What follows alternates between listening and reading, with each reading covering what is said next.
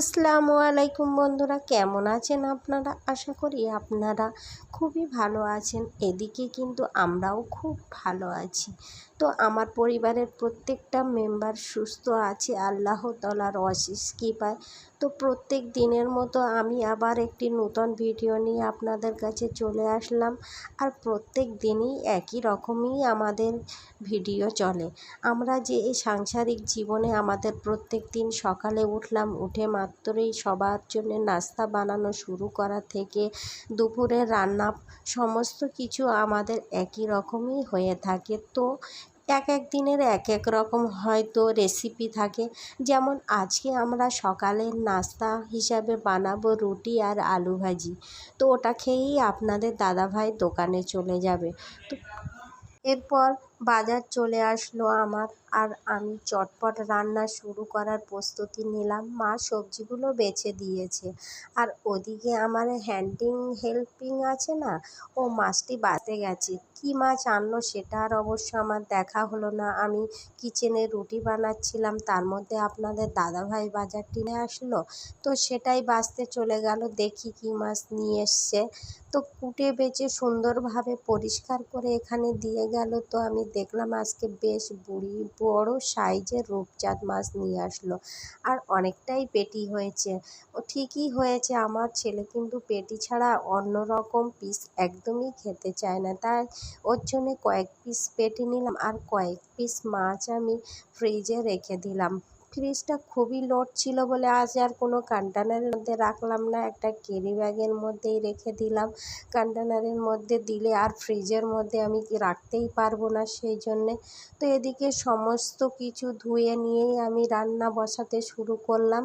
আজকে কিন্তু প্রচণ্ড গরম পড়েছে, এই গরমের মধ্যে একটু আমাদের সকাল সকাল রান্না করা খুবই দরকার। আর আমার ক্ষেত্রে তো আরও তাড়াতাড়ি, কেননা আপনাদের দাদাভাইয়ের ভাত নিতে আসে প্রায় 12টা থেকে 1টার মধ্যে, কিন্তু তার মধ্যে আমার সমস্ত রান্না কিন্তু কমপ্লিট করতে হয়। ওই জন্যে সকালের দিকে আমার সমস্ত কাজ ফেলে রেখে আমি সবার আগে রান্নাটিই শুরু করি। তারপরে আমার যে সুন্দর বাগানটা আছে, আমি রান্নার শেষে সেই বাগানে যে টুকিটাকি গাছ থাকে, বা আমি সমস্ত গাছ ভালোবাসি বলে এদিকে পেঁপের চারা থেকে শুরু করে, ফুল গাছ থেকে শুরু করে, আরও ঝাল গাছ থেকে, বেগুন গাছ থেকে শুরু করে সমস্ত যত্ন নেই রান্নার পরে। তারপরে গোসল করতে চলে যাই, কেননা রান্নাটা যদি আগে না হয়ে থাকে ভাত নিতে আসলে তো ফিরে যেতে হবে, তাই আমি রান্নাটা অবশ্যই আগে আগে করে নিই। আর আজ যা গরম পড়ছে, মনে হচ্ছে বিকালের দিকে বৃষ্টি হওয়ার সম্ভাবনা আছে।